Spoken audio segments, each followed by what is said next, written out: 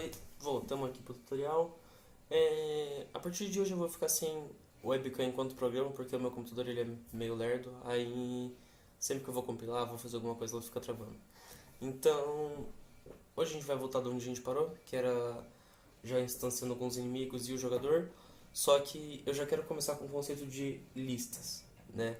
Porque o nosso jogo em si, a cada fase vai ter uma lista de entidades, e daí para printar ou para mover ou para fazer qualquer coisa, a gente vai percorrer essa lista. Então, para isso, eu vou usar um conceito de lista template. Então, a gente vai passar a entidade para ela, e daí ela vai receber essa entidade e vai fazer uma lista de entidades, no caso. E, bom, eu acho que é isso. Vamos codar. Bom, voltamos aqui de onde a gente tinha parado, com o jogo só com um jogador e um inimigo. E vamos fazer a lista que eu tinha falado. Primeiro, eu vou criar uma classe chamada elemento embutida.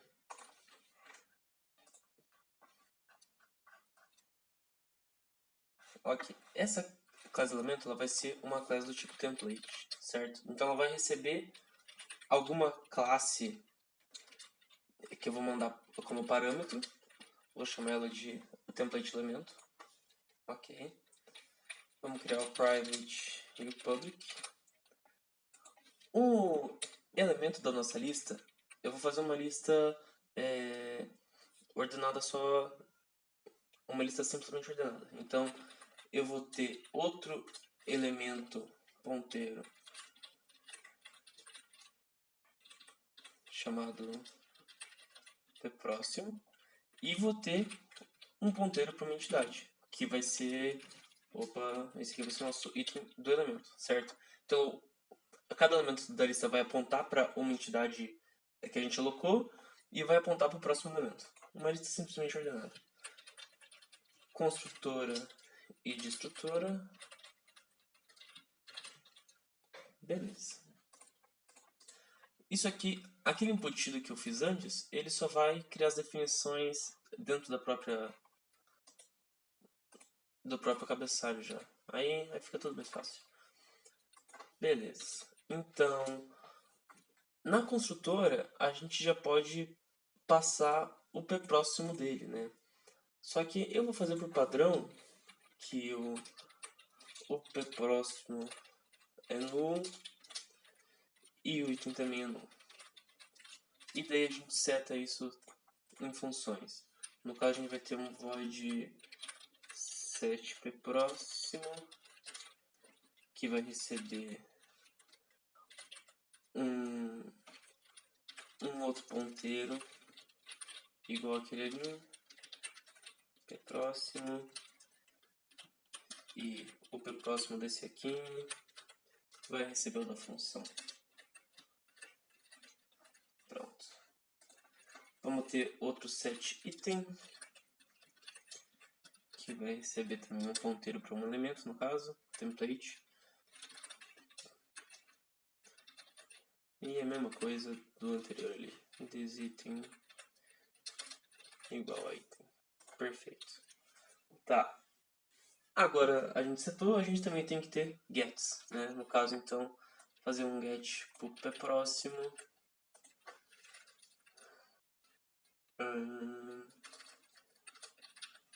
Get P próximo. Return P prox. Pronto, e pro item é a mesma coisa.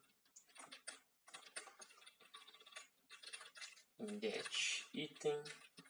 Não recebe nada. Return item. Beleza. E o nosso elemento vai ser basicamente isso. A destrutora, o certo seria a gente já fazer o delete do item, né? Porque eu gostaria de deixar isso em cargo da lista, porque a hora que a gente perde o ponteiro desse elemento, a gente teoricamente já perde o item também. Só que, como eu vou ter várias listas no jogo, se eu já deletar diretamente aqui na destrutora, a hora que eu tiro um elemento da lista, o item, ele tipo, a hora que eu precisar percorrer uma próxima lista, por exemplo, ela pode ter um elemento que aponta para esse mesmo item. Então, se eu faço na destrutora aqui, eu vou perder um ponteiro e daí vai dar um monte de caca para frente. Tá. Enquanto isso, o nosso elemento é isso aqui mesmo. Aí eu vou criar outra classe, que vai ser a nossa lista. Embutida também, e é isso aí. Já inclui o elemento nela.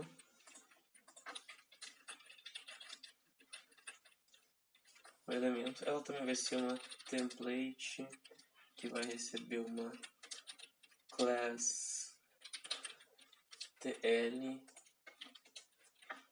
E daí agora a lista, ela vai apontar para o primeiro e para o último elemento dela. Então a gente vai ter um elemento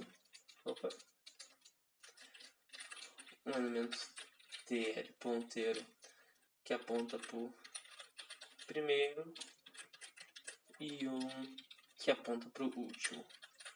Certo? Então, o que está acontecendo aqui? Eu vou criar uma lista e vou passar, por exemplo, entidade aqui com uma classe template. Aí eu vou criar dois elementos, que são ponteiros para o primeiro e para o último elemento, no caso, e vou passar também essa entidade aqui para dentro. Então, eu crio uma lista com template entidade e dois elementos também com template entidade. No caso, esse TL aqui vai virar o TE lá da classe de elementos.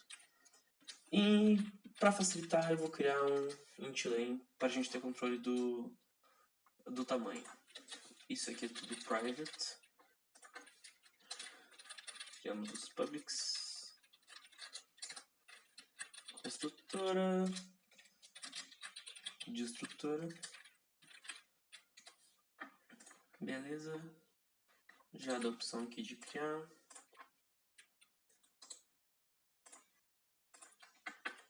Show. Vou começar tudo com null, para não ter nenhum erro de memória. E len com 0.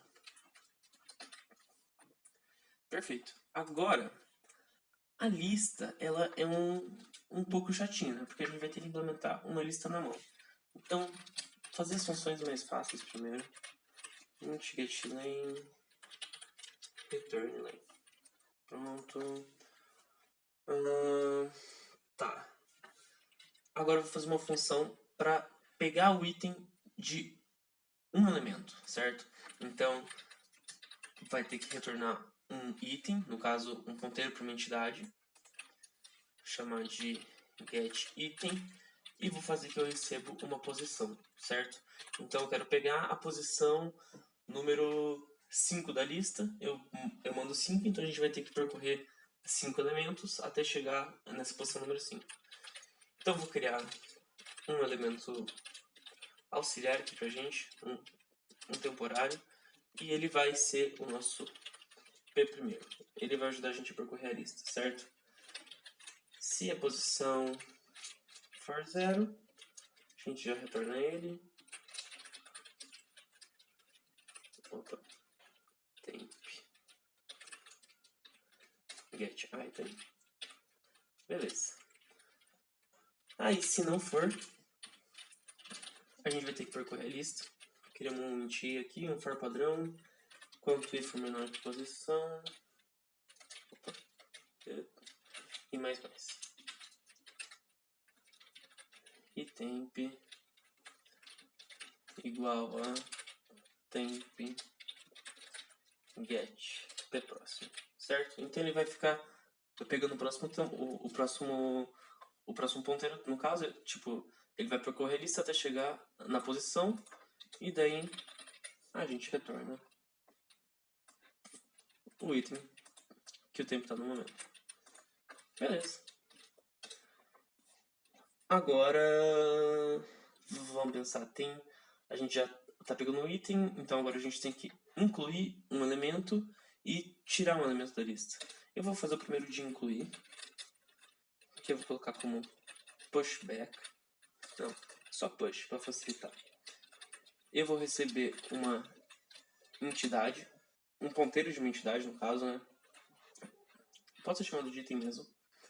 Tá. Se o nosso P primeiro ele for nulo, ou seja, a gente não incluiu nada na lista ainda, então vamos incluir. Então, a gente vai ter que criar um novo elemento com a classe que a gente passou de referência, que no caso aqui vai ser entidade. Vamos já setar. Eu não queria um set item no elemento?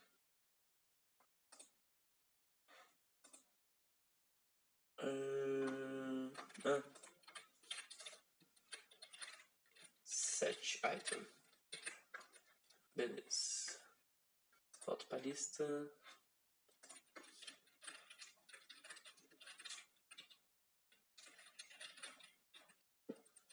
Set item. E o P último também vai ser o nosso P primeiro, né? Porque a hora que só tem um elemento na lista, ele é o primeiro e o último. E para o resto dos casos, a gente vai ter que percorrer a lista até chegar no final, no caso. Que percorrer o quê? A gente só inclui no final, né? Então vamos criar outro elemento temp, que vai ser um novo elemento tl. Vamos setar o item dele com que a gente recebeu. Padrão igual antes. E vamos colocar ele depois do último.